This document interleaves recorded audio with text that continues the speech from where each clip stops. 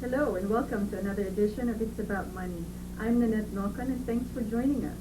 I'm in San Francisco to take this show today, and I have a friend and a colleague who will be talking with us about the state of the baby boomers' plan to retire. It's actually a pretty bad situation, and we're here to talk about it and hopefully give you some pointers on how to prepare for retirement. If this is the first time you've tuned into our program, all it is a program that aims to educate and motivate you to take some action in meeting your financial goals and objectives. Of course, we don't want to substitute for your financial advisors because there's nothing like comprehensive financial planning. So stay tuned for the next half hour, and I'll be interviewing Greg Cudley.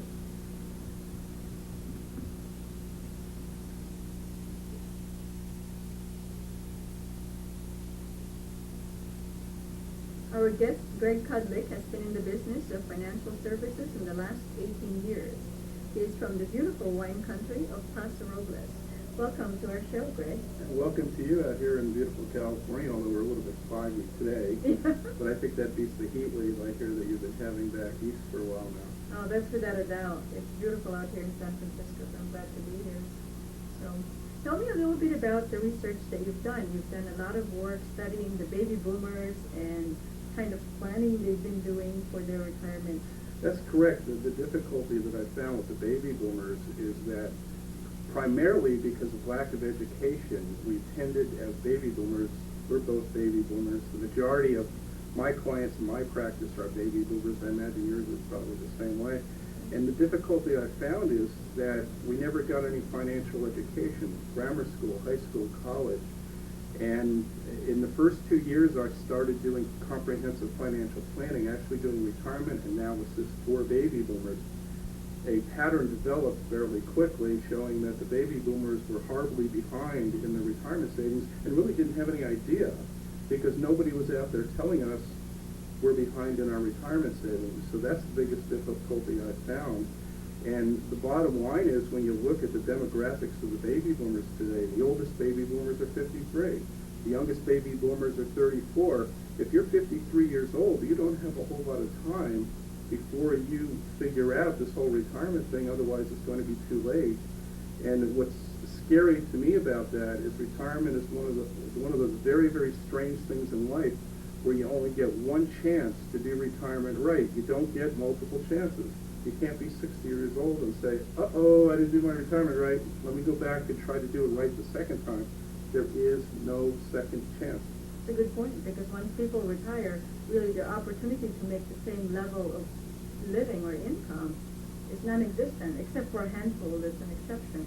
A rare exception because, and the fact is most people when they retire want to retire. Their intention of retirement isn't to retire and go back to work. At least from the hundreds and hundreds of retirement plans that I've done, I have found people want to do things like travel and play golf and those kinds of things. Or have a second home or something. Yes, like home that. at the beach, on the golf course. Right. All these wonderful visions of what retirement would be. And actually it makes it tougher for people who are thinking of retiring earlier before Social Security kicks in. Well, that's even another problem because, again, in the financial planning that I've done, I could probably count on two hands the number of baby boomers, either individuals or couples, who said to me, Greg, our plan, our goal, our dream retirement in life is to retire when we're 65 or 70 years old. Nobody says that. Sure. Everybody says, oh, I want to retire at 58, 55, 60. Right. So it's almost like a double whammy. Not only have the baby boomers started late in seriously saving for retirement, but they also want to retire earlier than is standard, and yet Social Security and many so-called retirement experts, usually older ones, by the way, older than the baby boomers, what they say is, oh, the baby boomers have nothing to worry about because, of course, they're going to live older, at least be expected to live older, so they'll certainly want to work longer. That hasn't been my experience, and I don't know about the people who are watching, but do you really want to work until you're 70 years old? Yeah, that's true. Yeah, some people really, actually, when I ask them when they want to retire, they'll say, how about tomorrow? Yeah, or yesterday. Or yesterday, well, right. That's where I tell them, well, you know, I don't have the magic wand or the crystal ball, but if I do figure out my system for beating the lotto, I'll let you know. And I think also one of the problems that contribute to this is that people aren't working for the same employers that their parents did anymore. You know? Actually, my father's a perfect example of that. I worked for AT&T for 37 years, and when you work for AT&T for 37 years, you have quite a nice pension plan when you retire. Between that and my parents' Social Security, they had nothing to worry about. Baby boomers today very rarely have worked for the same employer for a very long time. Also, many employers have gone away from those traditional pension plans where if you work there for a long time, you'll get paid so much money a month for the rest of your life. Most of us today have to save money ourselves in a 401k plan or IRAs or something like that. So it's really a lot different for us also than a lot of our parents. Sure. And then we've gone to this world of mergers and acquisitions and so on, and one may have a lucrative retirement program with their employers, but then when the takeover happens, things change around, you know, and it's not what they expect. Especially if they get laid off in the merger, that can happen as well. The bottom line is, to me, that ultimately a baby boomer has to take full responsibility for their retirement. You're 100% responsible for your retirement. Nobody else is going to do it. Not the company, not the government. It has to come from you. And until you decide and understand that you're the one who's going to get yourself to your retirement, then it's not going to happen. And the difficulty is, as both of us know, you really need 15 or 20 years of good savings in order to have enough money to retire in the lifestyle that most people want to retire. So you're saying then is the notion of retiring with the inheritance from parents, with this wealth transfer that everybody's talking about that will occur in the next 2 decades, is not a reliable way of saving for retirement Well, either. of course, for some people it is. However, we know that just like a lot of other things, that roughly 80% of the wealth is in the hands of 20% of the people. Sure. Therefore, that would presume that 80% of the baby boomers can plan on not a whole lot of retirement, or rather inheritance to help for retirement. Sure. And so you need to know if your parents, in fact, are going to have a sizable estate. Are they going to leave you part of it? Sure. If they go to a nursing home, you might end up without anything. And that's the second part. Is it secure? I mean, I've seen situations where a parent has gotten sick, wanted to stay home, needed round-the-clock nursing for 3 years, and spent $400,000 in a period of 3 to 4 years between medical expenses and nursing home care. Well, all of a sudden, that estate was a whole lot smaller when it finally passed on to the children. And I actually encourage baby boomers to talk to their parents, to find out what estate planning is done. And for a lot of people, that's uncomfortable. You don't normally go to your parents to talk about their money. Right, about my inheritance. You know, Mom and Dad, let's talk about what money I Yeah, inherit from yeah. you. But another way to put it is that we are trying to plan our future. We're doing financial planning, and part of that is we just have to understand, Mom and Dad, what your financial planning is and how that fits into what we're doing, because we may have to do something completely different depending on what kind of planning you've done. And actually what I found is that when I talk to clients about it, if they mention to their parents that, have you heard that so-and-so had to sell their estate and had so much taxes to pay, it's like when you give us sort of a story to tell, instead of saying, let's talk about your situation, sort of opens their mind that, wait a minute, I've got to be looking at my own estate plan too.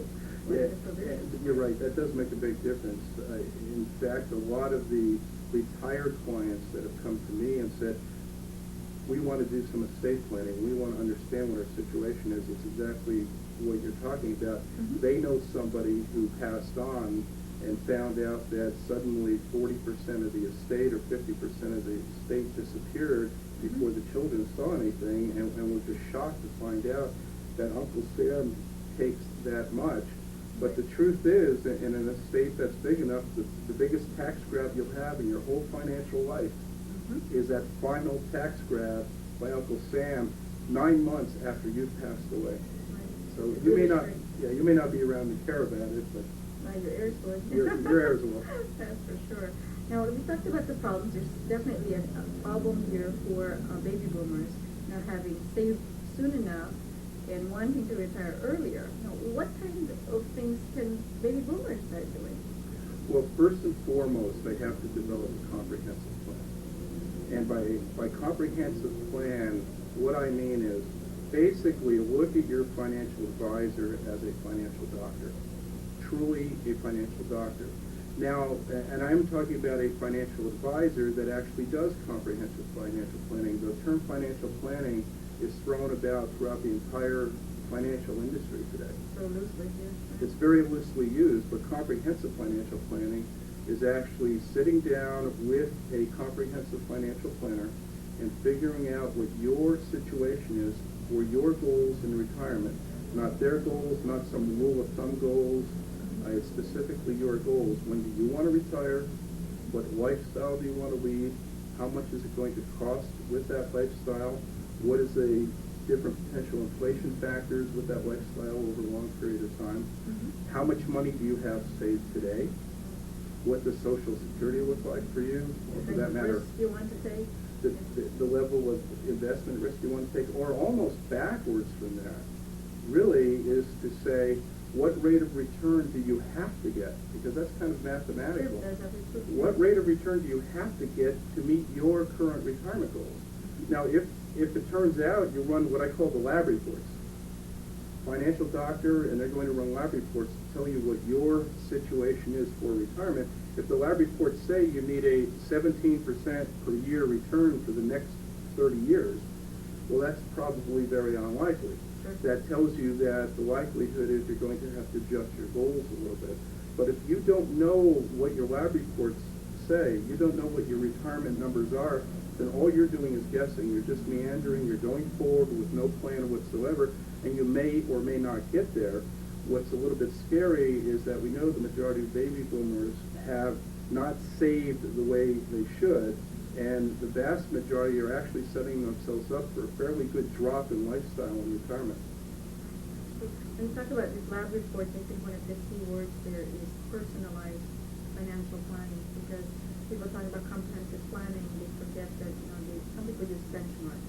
They'll retire with 80% of what you're living on today. Well, such a gross misrepresentation, I think, of what our retirement needs are. I mean, for you it might be 80, for me it might be 70 or 60 or 90%. Yeah, in fact, those so-called rules of thumb and benchmarks, I've seen as many versions of that as you can imagine. Some will give a specific number, expected need 80% of what you're earning today to retire on. Now, they're not taking anything into account. They don't ask you, are you going to have a mortgage for part of your retirement? Do you want to travel around the world? Are you going to take up golf? So there's a lot of questions that need to be answered. But what a lot of them have started to do, they think they're being smart with these rules of thumb. Mm-hmm. They're trying to include everybody. So what they say is, expect to need 70 to 100% of what you're earning today. Huge difference. There's a huge difference, and the question is, are you the 70 or are you the 100% person? If you haven't done your lab reports, you don't have a clue. So where do you target yourself with?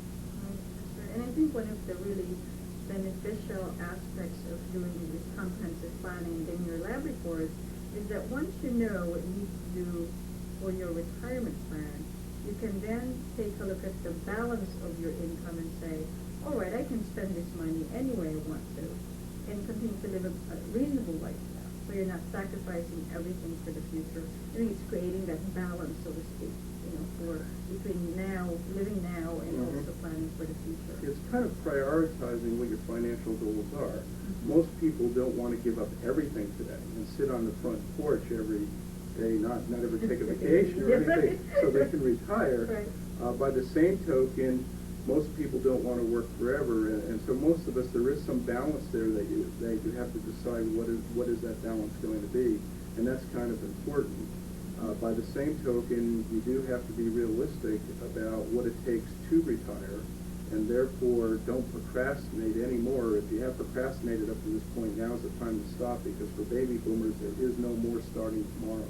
You really have to get started today. And the sooner you do it, the better off you are. And actually, when we talk about comprehensive planning, we only not talk about the details of your retirement plan, but also you have to look at the income tax implications, the investment plan, what kind of other goals you have, like if children need to be educated for college, because that certainly takes a huge chunk of typically a couple's or an individual's financial assets when you have to support your children to go to college. Now, I'm not saying that don't support your kids to go to college, but you have to think about those factors, you know.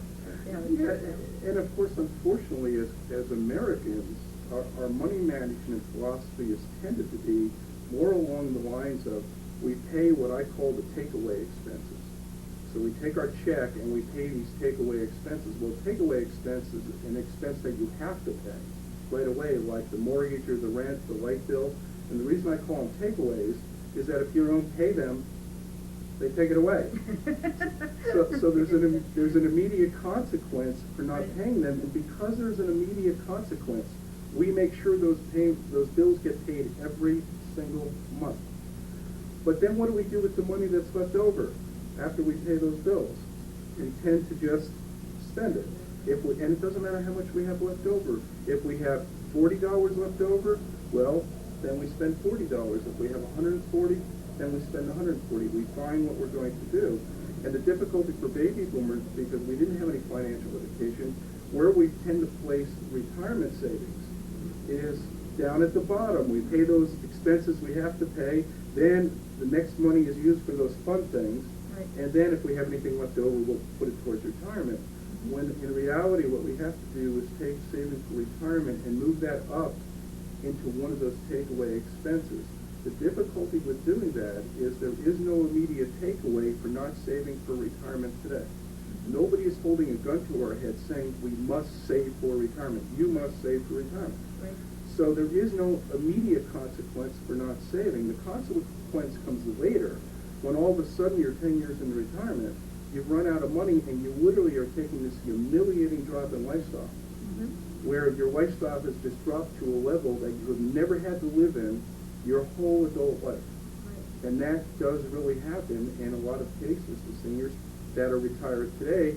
And again, one of the scary things is that the baby boomers today are saving a little bit over half of what people were saving in 1970. So, and that's the group that's retired today, and a lot of them have run out of money in retirement. Yes, and then actually, yes, right. And actually, one of the other factors here is that the inflation that will occur between the time people retire and the end of their life expectancy is so much longer that many people don't think about, well, okay, I'll have this so much assets built up if I just generate 7% income, that I should be okay. They forget about the impact of inflation over that period of time.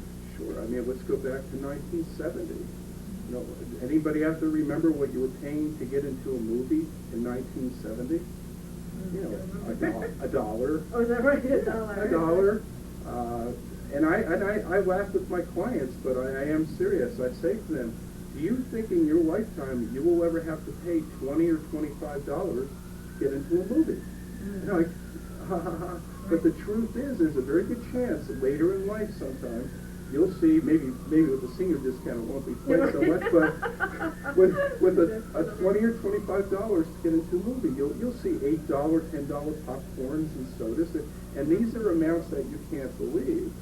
But I remember paying $1 to get into the movie, and the popcorn and the soda was another $1. And so now you look at today and say, wow, if we had planned on paying $2 to get into a movie, including the food, and today we have to pay what we have to pay, well, we weren't even close. Sure. And the other one, another big one for seniors is automobiles. Sure. I mean, seniors today are literally having to pay for a new automobile what they paid for their house back 25 to 30 years ago. Now, could you imagine having to pay the same amount for a car, what you recently paid for your home, or what your home is worth today? So those are all things that have to be taken into account. That's all about inflation, like you mentioned. So it's really a matter of deciding if you're serious about doing financial planning, and then getting those lab reports, working with a financial planner to get those lab reports and understand what kind of situation you're really in. Maybe it's not so bad, maybe it's not so hopeless, but I think people need to sit down and think about that before the years just spitter away.